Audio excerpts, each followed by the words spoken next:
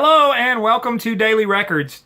Today's album is the debut album from folk duo Paul Simon and Art Garfunkel, Simon and Garfunkel.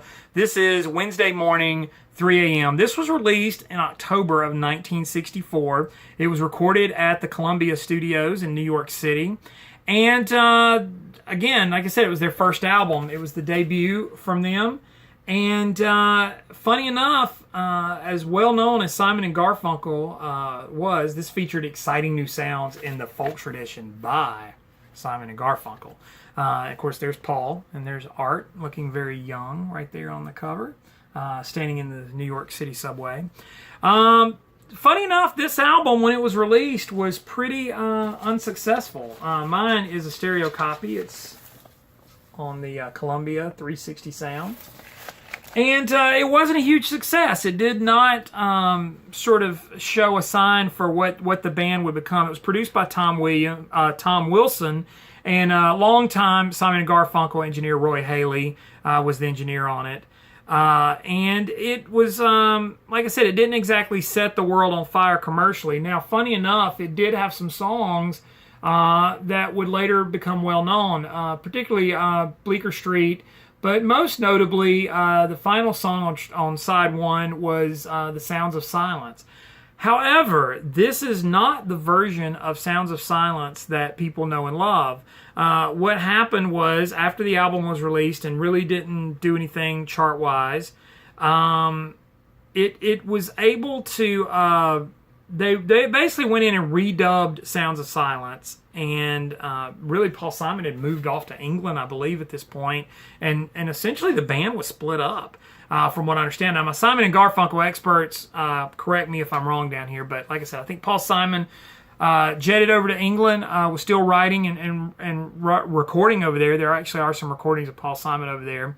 And what they did when the folk rock thing happened with bands like the Byrds, they went in and added drums and electric guitars to Sounds of Silence and re-released it, and it became a huge hit. Naturally, of course, the album was reissued after that, kind of capitalizing on the success. But most of you know the album that came after this in '66 was The Sounds of Silence. So when you think about albums being released in the 1960s and the time span between them, this came out in '64. Sounds of Silence, the album, came out in '66. So there was a 2-year gap between those albums, and that's a long time between albums. Of course, at that point with Sounds of Silence, Simon and Garfunkel were commercially very successful and became very well known.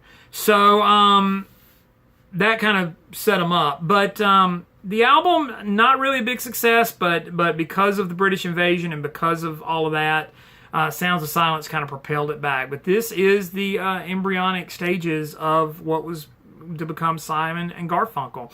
Now, another interesting note about this album is that this was, the cover here was shot in the subway, as I said before. And if you've heard some of the live recordings, Art Garfunkel talks about it. And they said that some of the pictures were unusable because of some artwork that was on the wall. That they were unusable because of, as Art Garfunkel said, the old familiar suggestion. And so that became the impetus for a song later on that was recorded. Paul Simon wrote A Poem on the Underground Wall. It came out on Parsley, Sage, Rosemary, and Thyme on that album. So today's album, as picked by my daughter, is Wednesday morning, 3 a.m., the debut album from Simon and Garfunkel. Like, subscribe, comment, share down below. Follow me on Instagram and Twitter. It's TommyBurton75. Also, look at my other channel, my regular vinyl community channel. Thanks to everyone that's been watching, and I will see you guys tomorrow with another Daily Record.